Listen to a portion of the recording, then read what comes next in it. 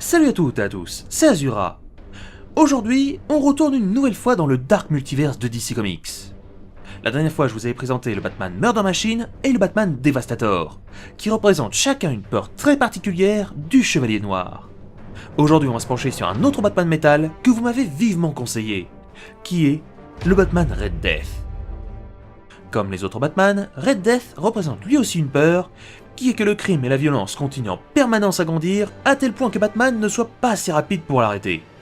Pour celles et ceux qui veulent découvrir son histoire de leur côté, ça se passe dans le comics Batman The Red Death, sorti en novembre 2017.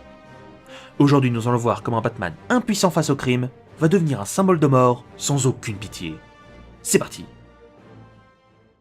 L'histoire de ce Batman métal se passe sur la Terre -52. Dans ce monde, Batman n'a vraiment pas eu une vie heureuse. Déjà que de base, elle est pas très joyeuse. Tous ses partenaires ont trouvé la mort dans la lutte contre le crime. Se jugeant responsable de la mort de la Bat-Family, Batman va donc penser à un plan pour devenir beaucoup plus rapide afin de pouvoir stopper le crime. Absorber la Speed Force de Flash. Pour ce faire, Batman arrêtera tous les adversaires de Flash afin d'utiliser leurs gadgets contre Barry. Après avoir réussi à neutraliser Flash, Batman l'attacha sur la Batmobile et fonça à toute allure pour activer la Speed Force. Lorsque la Batmobile passa à une certaine vitesse, le corps de Barry et de Batman commencèrent à se désagréger. Quand le Chevalier Noir revint à lui, il était devenu autre chose. Alors que l'épouvantail semait la peur chez les habitants de Gotham, celui-ci se fit trancher en deux par un éclair rouge. Le Chevalier Noir était devenu le Batman Red Death. Le Batman métal parcourut la ville et tua tous ses anciens ennemis sans aucune hésitation ou pitié. L'esprit de Barry Allen, qui était coincé dans son corps, le supplia d'arrêter, mais Batman l'ignora et continua sa vague de meurtres. Après avoir tué une grande partie des criminels, il fut contacté par le Batman Hulog, qui lui expliqua qu'il pouvait sauver encore plus de personnes dans un autre univers. Le Red Death accepta et se retrouva avec tous les autres Batman métal qui attaquaient Cyborg. Après avoir pris le contrôle de la Watchtower de la Justice League, le Red Death descendit sur la Terre où il affronta le Flash de la Terre principale. Alors qu'il allait tuer Flash qui commençait à perdre ses forces vitales, le Dr. Fate téléporta Barry juste avant que le Red Death le tue. Le Batman Red Death utilisa son pouvoir pour faire vieillir tous les habitants et prit le contrôle de la ville en attendant les nouveaux ordres du Batman Hulog. Maintenant que vous connaissez son histoire, on va faire le point sur ses capacités. Le Batman Red Death faisant partie de la grande famille des Batman modifiés, nous allons d'abord nous baser sur les capacités de base de notre cher milliardaire féru de base jump. Voilà, ça, c'est les capacités de Batman en temps normal.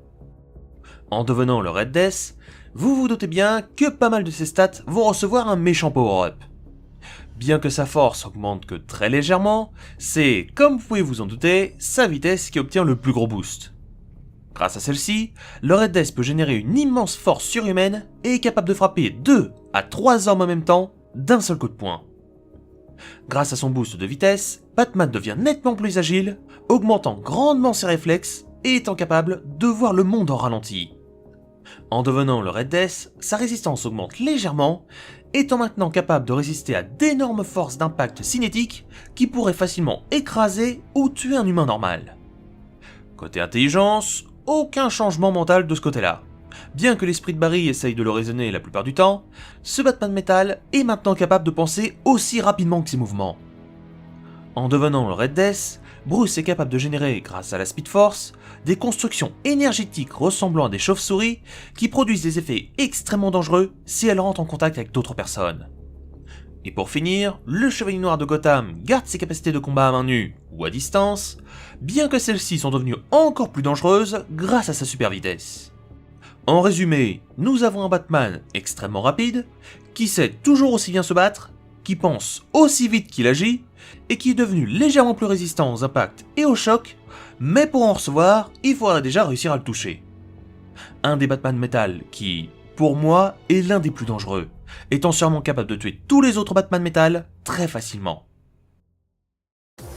J'espère que cette vidéo sur le Batman Red Death vous aura plu. N'hésitez pas à me proposer dans les commentaires le prochain Batman métal que vous voulez voir, sachant que je garde le Batman pour la fin. Sinon, si cette vidéo t'a plu, tu peux la partager, la liker et t'abonner pour ne rien louper. Quant à moi, je vous laisse, et on se retrouve très vite pour un nouvel épisode de Mini Comics, sur une fusion d'un personnage très connu, avec un symbiote tout aussi connu.